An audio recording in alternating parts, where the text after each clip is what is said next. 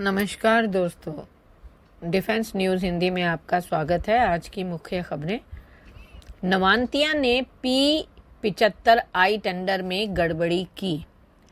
भारत की प्रतिष्ठित P-75I पनडुब्बी निविदा के लिए प्रतिस्पर्धा ने अप्रत्याशित मोड़ ले लिया है, जिसमें स्पेन की नवांतिया ने जर्मनी की थेसेनक्रूप मरीन सिस्टम्स की अग्रणी स्थिति को चुनौती दी है। नवांतिया ने भारतीय रक्षा मंत्रालय से अनुरोध किया है कि वह air independent propulsion system field evaluation trial के परिणामों पर निर्भर रहने की बजाय मूल्य खोज पद्धति के आधार पर अनुबंध के विजेता का फैसला करें। यह कदम 6 पनडुब्बियों के लिए निविदा के परिणाम को महत्वपूर्ण रूप से प्रभावित कर सकता है। ये एक ऐसा अनुबंध है जो भारतीय नौसेना के पानी के नीचे के बेड़े के आधुनिकीकरण के लिए महत्वपूर्ण है। अगला, HLFT 42 कार्यक्रम में डिजाइन और सुधार की योजना। हिंदुस्तान एरोनॉटिक्स लिमिटेड के महत्वाकांक्षी HLFT 42 कार्यक्रम, जिसे 2023 में नेक्स्ट जेन सुपरसोनिक ट्रेनर के रूप में पेश किया गया है, उसके डिजाइन में और सुधार किए जा रहे हैं। अतिरिक्त विंड टनल परीक्षण की योजना के साथ HAL का लक्ष्य प्लेटफॉर्म को बेहतर बनाना है, जिसने अपनी प्रभावशाली क्षमताओं और भारतीय वायुसेना के लिए प्रशिक्षण और युद्ध दोनों आवश्यकताओं को पूरा करने की क्षमता के लिए व्यापक ध्यान आकर्षित किया है। HLFT 42 को एक सामान्य सुपरसोनिक ट्रेनर से कहीं ज्यादा बेहतर तरीके से डिजाइन किया गया है।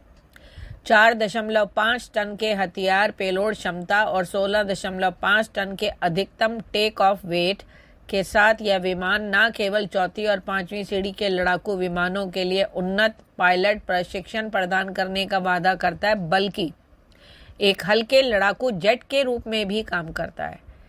यह बहुमुखी प्रतिभा बहुभूमिका मिशनों की क्षमता प्रदान करता है। अगला, टर्बोजेट संचालित अभेद्य UAV का अनावरण किया। ऑप्टिमस इंफ्राकॉम की सहायक कंपनी ऑप्टिमस अनमैन्ड सिस्टम्स ने मानव रहित हवाई तकनीक में अपनी नवीनतम नवाचार ऑप्टिमस अभेद्य मानव रहित प्रणाली के विकास की घोषणा की है। नया प्लेटफॉर्म उच्च धीरज मिशनों को पूरा करने के लिए डिजाइन किया गया है, जो निगरानी, भू मानचित्रण और टोही में उन्नत क्षमताएं प्रदान करता है। अपने स्टेल्थ आकार के फ्लाइंग विंग कॉन्फ़िगरेशन और टर्बोजेट प्रणोदन के साथ अभेद्य UAV भारत के स्वदेशी मानव रहित हवाई हमले क्षेत्र में एक महत्वपूर्ण छलांग है।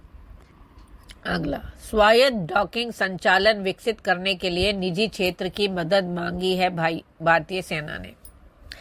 भारतीय वायुसेना निजी क्षेत्र में स्वायत्त डॉकिंग संचालन के लिए अत्याधुनिक तकनीकों को डिजाइन और विकसित करने का आह्वान कर रही है, जिसका उद्देश्य अंतरिक्ष परिसंपत्तियों के ऑन ऑर्बिट रखरखाव और ईंधन भरने यानी OOMR को सक्षम करता है। यह महत्वाकांक्षी पहल अभिनव अंतरिक्ष सेवा प्रौद्योगिकियों के माध्यम से भारत की अंतरिक्ष आधारित परिसंपत्तियों की परिचालन दीर्घायु और क्षमता को बढ़ाने के लिए IAF के व्यापक प्रयासों का हिस्सा है।